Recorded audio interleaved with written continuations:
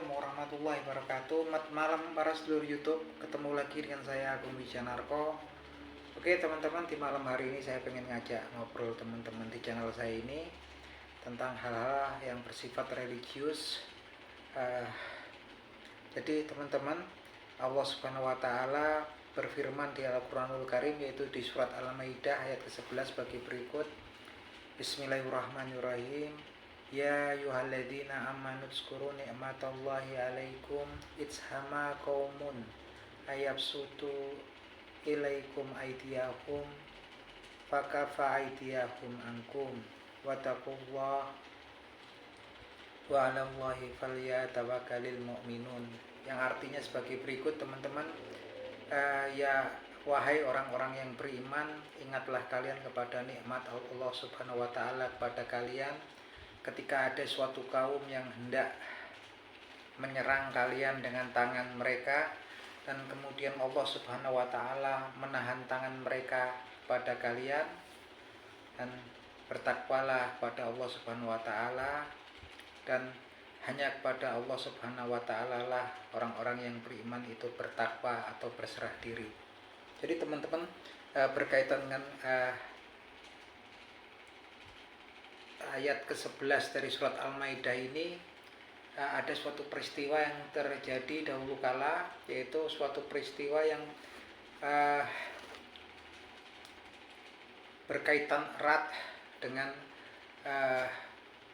Nabi Muhammad SAW.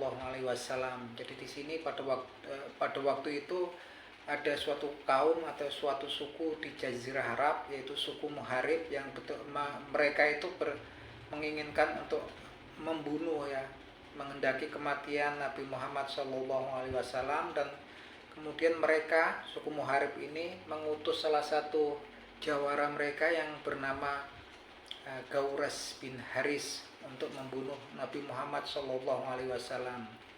Hingga suatu ketika Gauras bin Haris ini membawa sebilah pedangnya yang sangat tajam, dan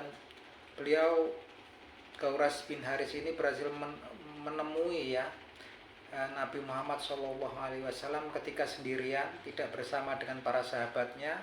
Dan kemudian Gauras bin Haris ini menghunus pedangnya, dan dia berkata kepada Nabi Muhammad SAW, sekarang kamu sendirian dan saya membawa pedang saya. Siapa yang akan membela kamu? Siapa yang akan melindungi kamu dari saya, Muhammad?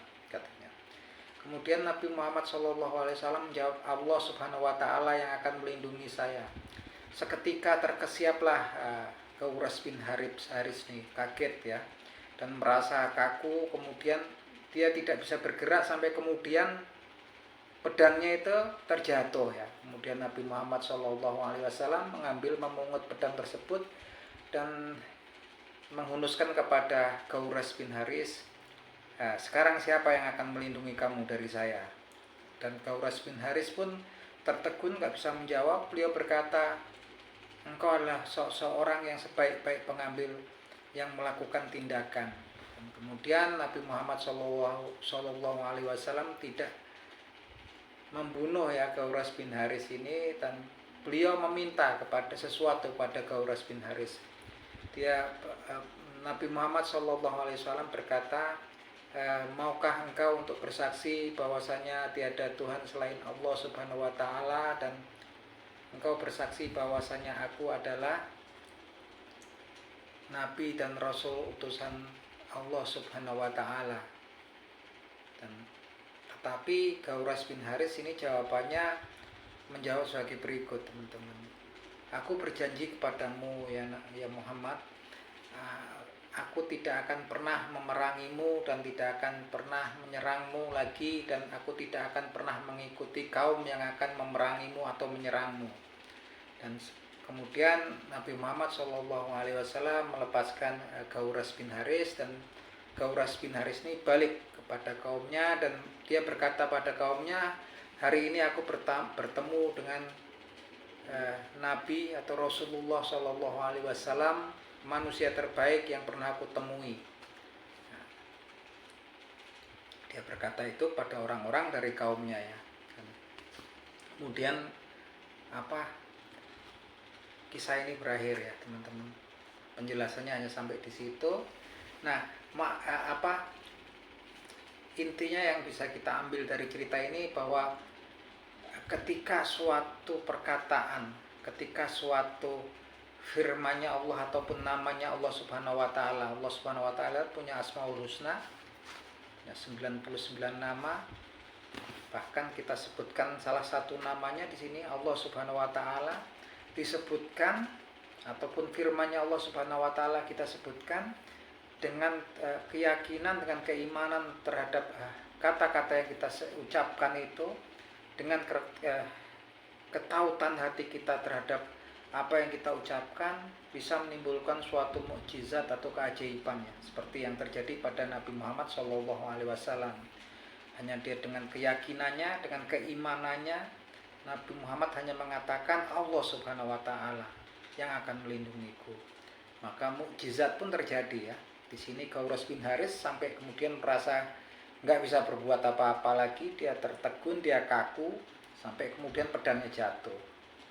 Nah, artinya di sini apapun yang kita ucapkan, baik itu doa ataupun pengharapan, kalau bisa teman-teman, hati kita tertaut terhadap apa yang kita ucapkan, ya. Jangan sampai kita berdoa, ya. Sekarang kan doanya cepat-cepat berdoa, kadang-kadang kita nggak tahu artinya, dari mana kemudian kita akan menghayati apa yang kita minta, ya. Dan di mana letak hormat kita kepada Allah Subhanahu wa taala, ya.